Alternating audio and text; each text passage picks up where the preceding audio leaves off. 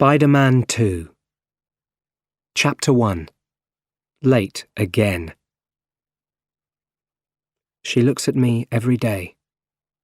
Mary Jane Watson.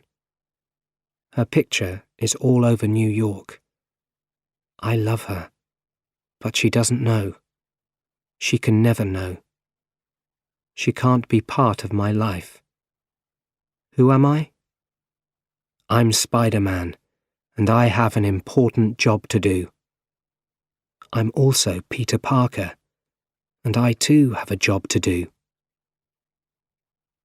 Peter stopped his bike outside Joe's Pizza Bar. His boss, Mr. Aziz, was standing outside. "Parker," he shouted. "You're late. Always late." Mr. Aziz turned around. On the back of his t-shirt it said, 29 minutes or it's free. Peter followed Mr. Aziz inside the busy pizza bar. "This order came in 21 minutes ago," Mr. Aziz explained, pointing at the Big Joe's Pizza's clock. He passed 8 pizza boxes to Peter.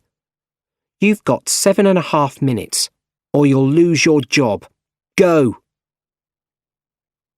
Peter rode his bike through the cars, taxis and buses on Manhattan's busy streets. He saw a clock on a street corner. 3 minutes to 2. He had just 3 minutes left. There was only one thing to do. He left his bike and ran into a small street. He quickly changed into his Spider-Man clothes. Then he shot a line of webbing and swung into the street. A man saw him and shouted, "Hey! Spidey's taken that guy's pizzas!" Some New Yorkers didn't like Spider-Man much. There were bad stories about him in the Daily Bugle, the city newspaper, nearly every day, and people believed them. Spider-Man swung from building to building. Not much time left. But then 2 young children ran out into a busy street. Peter put the pizza boxes on a building. He swung down and took the children in his arms. He pulled them to the other side of the street, just in time. The little boy and girl looked at him with big eyes. "No playing in the street," Spider-Man said to them. "Yes, Mr. Spider-Man," they answered. He collected the pizzas and went into an office building. It was 3 minutes past 2. "You're late," said the woman behind the desk. "I'm not paying for those." Peter lost his job at Joe's Pizza Bar, but he still had work at the Daily Bugle. He took pictures of Spider-Man for the newspaper. He went to see the top man at the paper, Jonah Jameson. Peter wanted to sell photos of other things, birds in the park, faces of interesting old men, but Jonah Jameson wasn't interested. "I only pay you because you take pictures of Spider-Man," he shouted.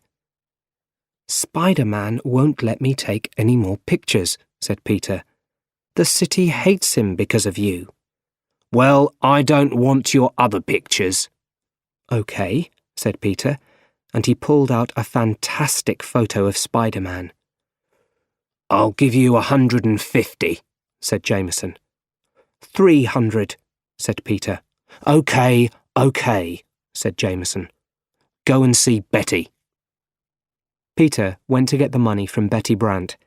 Betty worked for Mr. Jameson. "You borrowed some money 2 weeks ago," she said kindly.